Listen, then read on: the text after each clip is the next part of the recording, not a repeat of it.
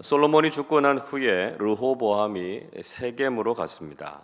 그 이유는 그를 왕으로 삼고자 했기 때문이다, 이렇게 밝히고 있습니다. 1절을 보십시오. 르호보암이 세겜으로 갔으니 이는 온 이스라엘이 그를 왕으로 삼고자 하여 세겜에 이르렀음이더라 말씀하고 있습니다. 얼핏 보면 온 이스라엘이 그를 왕으로 추대하려는 것처럼 보였습니다. 그러나 르호보암은 솔로몬이 죽고 난 이후에 왕위를 물려받았지만 그를 왕으로 인정하지 않으려는 생각을 가진 사람들이 있었습니다. 그들은 르호보암을 세겜으로 불러서 그를 왕으로 인준하는 절차를 밟으려고 했던 것이죠. 이스라엘은 신정 국가입니다. 왕은 하나님께서 세우시는 것입니다. 그런데 이들은 마치 자신의 동의와 요구로 왕을 세울 수 있다, 이렇게 생각했던 것 같습니다. 이 일을 주동했던 사람이 바로 여로보암이라고 하는 사람이었죠. 2절을 보십시오. 느밧의 아들 여로보암이 전에 솔로몬 왕의 낯을 피하여 애굽으로 도망하여 있었더니 이 일을 듣고 여로보암이 애굽에서부터 돌아오매 말씀하고 있습니다. 느밧의 아들이었던 여로보암은 전에 솔로몬을 대적했던 인물이었습니다. 열왕기상 11장 28절 보시면 이렇게 말씀합니다. 이 사람 여로보암은 큰 용사라 솔로몬이 이 청년의 부지런함을 보고 세워 요셉 족속의 일을 감독하게 하였더니, 이렇게 기록하고 있습니다. 요셉의 족속에 속했던 여로보암이라고 하는 사람, 아주 부지런한 사람이었고요, 큰 용사였습니다. 감독자의 일을 할 정도로 아주 유능한 사람이기도 했습니다. 그런데 실로 사람 선지자였던 아히야가 그에게 하나님의 말씀을 전하게 되죠. 장차 솔로몬에게서 찢어서 빼앗아서 10지파를 그에게 줄 것이다 라고 하는 예언의 말씀을 전해줍니다. 솔로몬이 이 사실을 알게 되죠. 그래서 여로보암을 죽이려고 했습니다. 그때 여로보암은 애굽으로 도망가서 애굽 왕 시삭의 보호 아래 있었습니다. 여로보암은 솔로몬이 죽었다라고 하는 소식을 들었고요, 르호보암이 그 뒤를 이어서 왕이 됐다라고 하는 것을 알게 돼서 애굽에서부터 이스라엘로 다시 돌아오게 됩니다.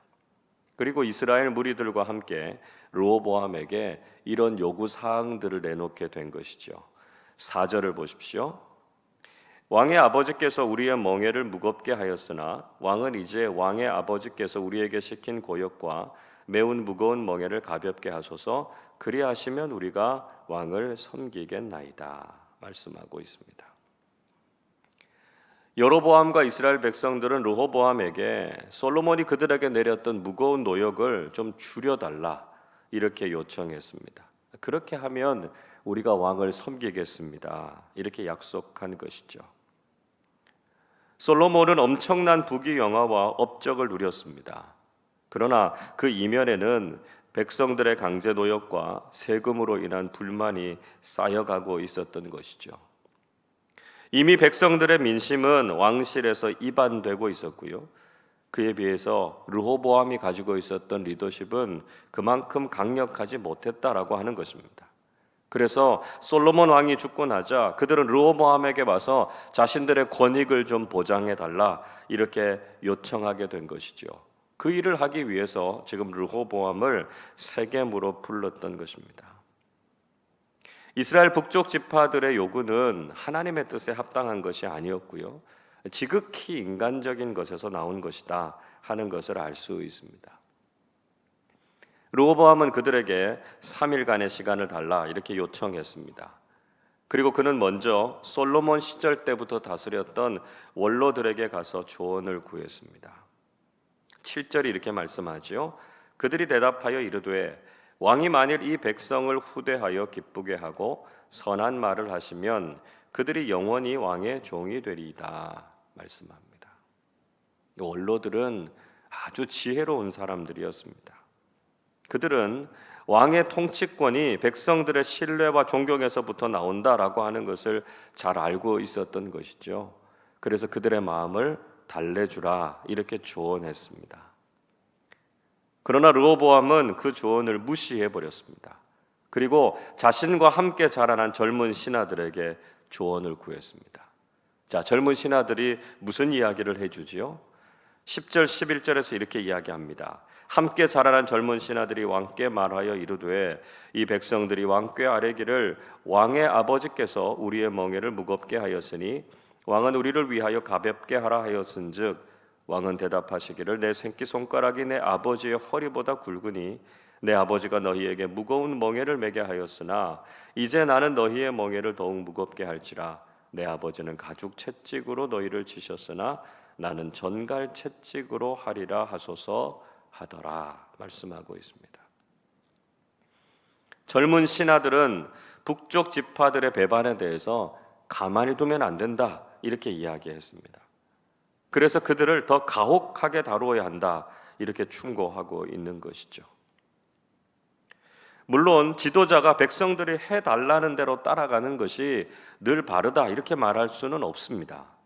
때로는 공동체를 바른 길로 이끌어가기 위해서 그들의 생각과는 다른 길로 인도해야 할 수도 있습니다.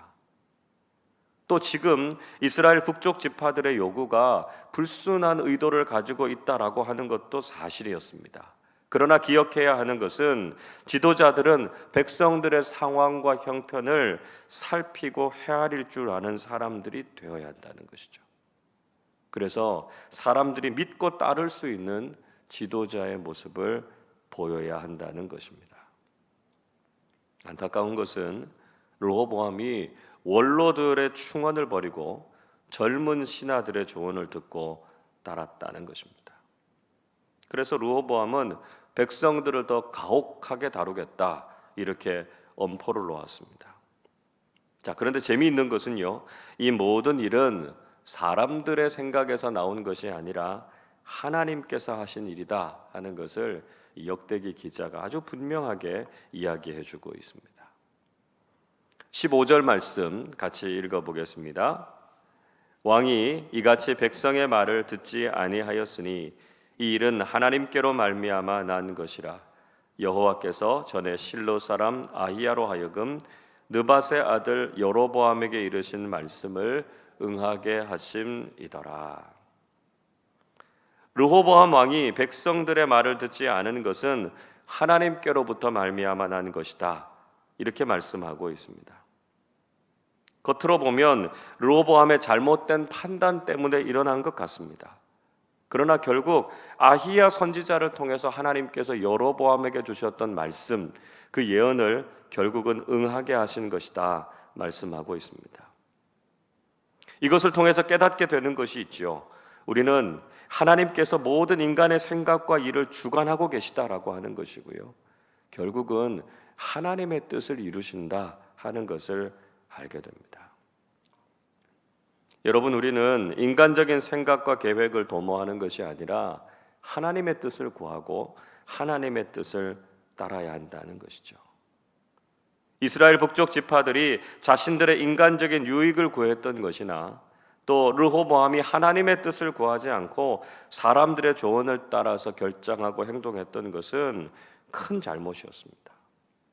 우리는 자신의 생각이나 판단을 중요하게 여길 것이 아니라 하나님께서 우리를 향해서 무슨 생각을 가지고 계시는가, 또 하나님의 뜻이 무엇인가를 알고 그것을 이루어가는 사람들이 되어야 한다는 것이죠.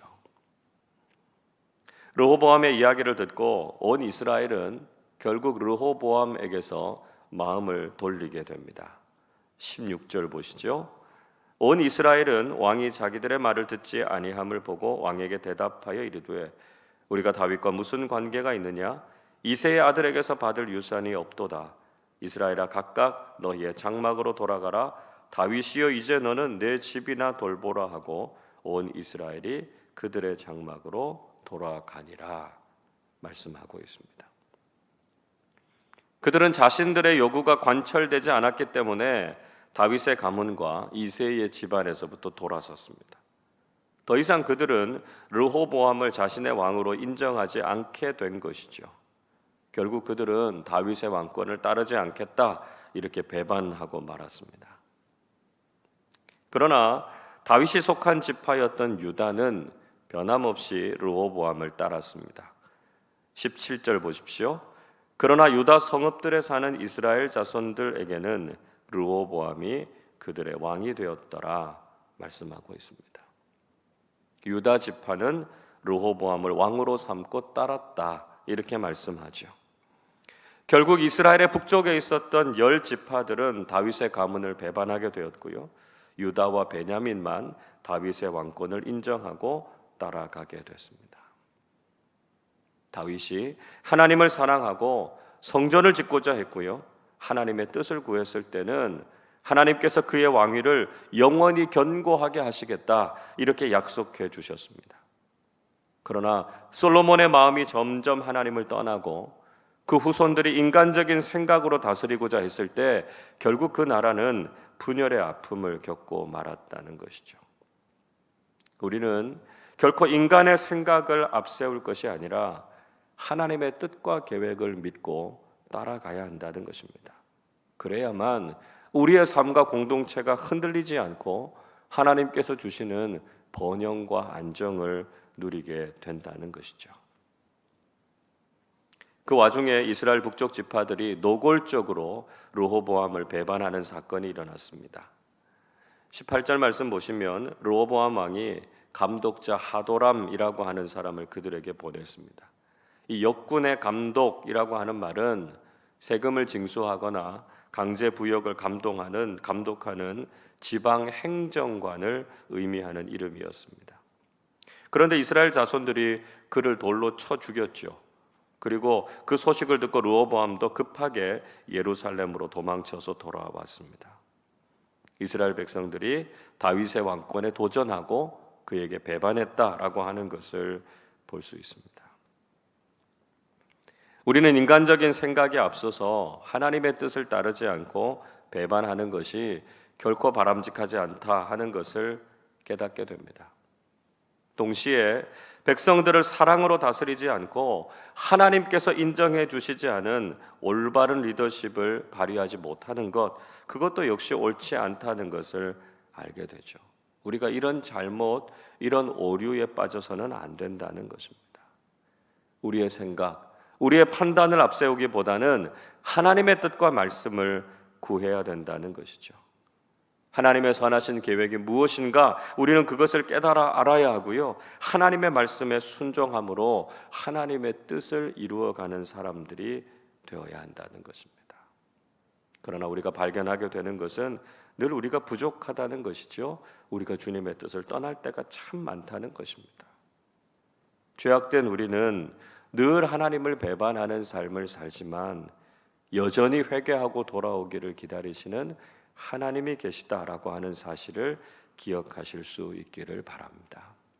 오늘도 선하고 완전하신 하나님의 뜻을 구하고 하나님께만 순종함으로 살아가는 우리 모두가 되시기를 주님의 이름으로 축원합니다. 기도하겠습니다. 허물이 많고 부족한 저희들을 늘 사랑해 주시고 인도해 주시는 하나님의 은혜에 감사를 드립니다. 르호보암이 잘못된 조언을 듣고 그릇된 판단을 했던 것을 기억하면서 저희들도 사람의 말을 듣고 인간적인 생각을 앞세우지 않게 해 주시옵소서. 늘 하나님의 말씀에 집중하고 하나님의 뜻이 무엇인지를 구하게 하셔서 그 말씀에 순종함으로 믿음의 길을 걸어가는 우리 모두가 되게 하여 주시옵소서. 이스라엘 북쪽 지파들처럼 늘 하나님을 배반하고 떠났던 저희들이지만 한없는 긍휼하심으로 저희들을 받아주시고 용서해 주시고 새롭게 해 주심에 감사드립니다. 이제 다시는 하나님을 실망시켜 드리지 않고 하나님만을 사랑하고 하나님의 뜻에만 순종하는 저희 모두가 되게 하여 주옵소서. 오늘 하루도 하나님의 뜻을 구하고 하나님의 선하신 계획을 믿고 나아가게 하여 주옵소서. 감사드리며 우리 주님 예수 그리스도의 이름으로 기도하옵나이다. 아멘.